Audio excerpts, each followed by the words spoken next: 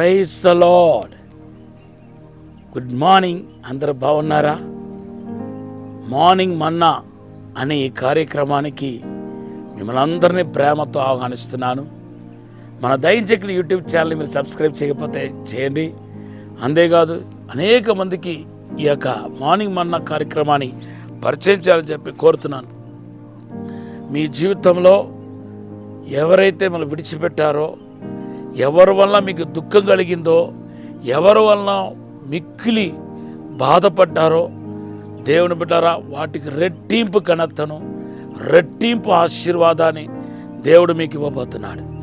యోబు ఎలాగైతే కోల్పోయిన వాటన్నింటినీ రెండంతలుగా తిరిగి పొందుకున్నాడో, అలాగే సాతాను ద్వారా, శత్రువుల ద్వారా, మనుషుల ద్వారా మీరు నష్టపోయిన ఎటు చెట్టుని దేవుడు మీకు తిరిగి ఇవ్వబోతున్నాడు. యోబు గ్రంథం 42వ అధ్యాయం 8-10 వచనాలు, జకర్యా గ్రంథం 9-12 దేవుడు మీకు వాగ్దానం ఇస్తున్నాడు. ఆదికాండం 1వ అధ్యాయం 3వ వచనంలో వెలుగు కలిగిన గాక అని ప్రభు పలుకగా, దేవుడు పలుకగా వెలుగు కలిగిందని వాక్యం మనము చూస్తున్నాం. దేవుని బిడ్డలారా, ఆ వెలుగు ఎవరు? ఈరోజు ఆ వెలుగు దేనికి సాదృశ్యంగా ఉంది? అఫ్కోర్స్ దేవుడు అక్కడ పలికిందేమో ఈ యొక్క భూమికి వెలుగిచ్చే ఒక ప్రకృతి సంబంధమైన వెలుగును పుట్టించాడు. కానీ ప్రతి దానికి ఒక ఆత్మీయ అర్థం ఉంది కదా. ఆ క్రమంలో ఈ వెలుగు దేని చూపిస్తుందంటే, నిన్న నేను చెప్పినట్టుగా త్రియేక దేవుని యొక్క మహిమను చూపిస్తున్నాయి. త్రియేక దేవుల్లో ఉన్న మహిమను మనకు తెలియపరుస్తున్నాయి. రెండవదిగా దేవుని బిడ్డలారా, కీర్తన 119, 105 మనం చదివితే, నీ వాక్యము నా పాదములకు దీపమును, నా త్రోవకు వెలుగై ఉంది అని రాయబడి ఉంది. మన పాదములకు దీపమును, దేవుని బిడ్డలారా, మన త్రోవకు వెలుగై ఉంది.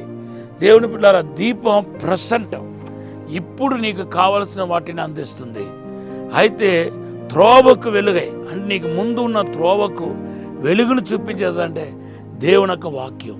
నీ భవిష్యత్తుకు ఆశీర్వాదాన్ని తీసుకొచ్చేది ఏదంటే దేవుని యొక్క వాక్యం. ఈ వాక్యం దేవుని బిడ్డలారా సాక్షాత్తుగా ఒక దేవదూతకు పోల్చబడలేదు, ఒక దైవజనుడికి పోల్చబడలేదు. వాక్యం దేవుడై ఉన్నాడు. ఆది యందు వాక్యం ఉండేను, వాక్యం దేవునితో ఉండేను, ఆ వాక్యమే దేవుడై ఉండేనని రాయబడి ఉంది. కాబట్టి ఈ వాక్యమని వెలుగులోనికి ఎవరైతే నడిపించబడుతున్నారో, మీ ఆత్మీయ నేత్రాలు తెరవబడి దేవుని నామాన్ని మీరు మహిమపరచగలుగుతారు. రెండవదిగా దేవుని బిడ్డలారా, వెలుగు అనేది దేన్ని చూపిస్తుందంటే, యెషయా గ్రంథం 60వ అధ్యాయం 1-4 వచనంలో దేవుని బిడ్డలారా పరలోక మహిమను మనకు చూపిస్తున్నాయి.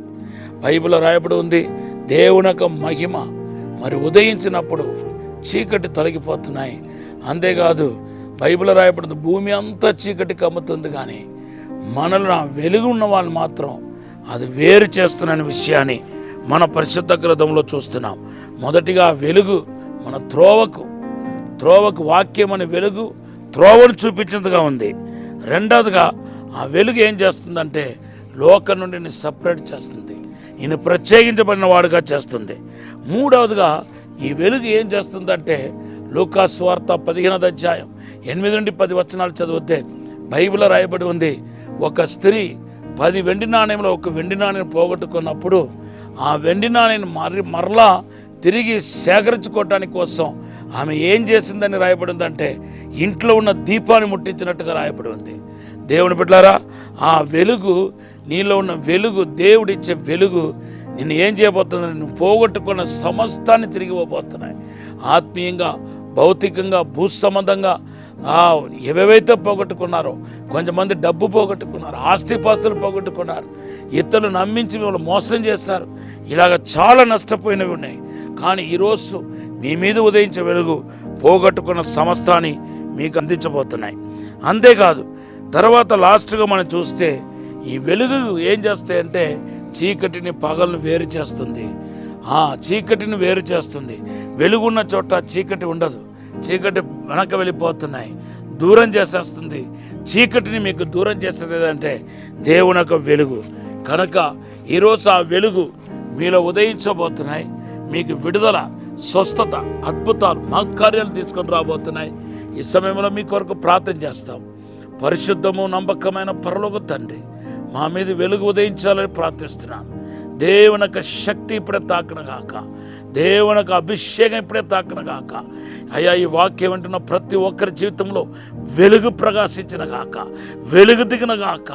ఇప్పుడే విడుదల, స్వస్థత, అద్భుతాలు, మహత్కార్యాలు జరిగించండి. ఎవరెవరు అనారోగ్యంతో ఉన్నారో ముట్టుమని, స్వస్థపరచమని యేసు నామములో అడిగి వేడుకుంటున్నాము తండ్రి. ఆమేన్, ఆమేన్. దేవుడు ఈ వాక్యాన్ని ఆశీర్వదించినగాక. ఈరోజు మీ వాగ్దానం నిర్గమకాండం 34:10. Have a blessed day.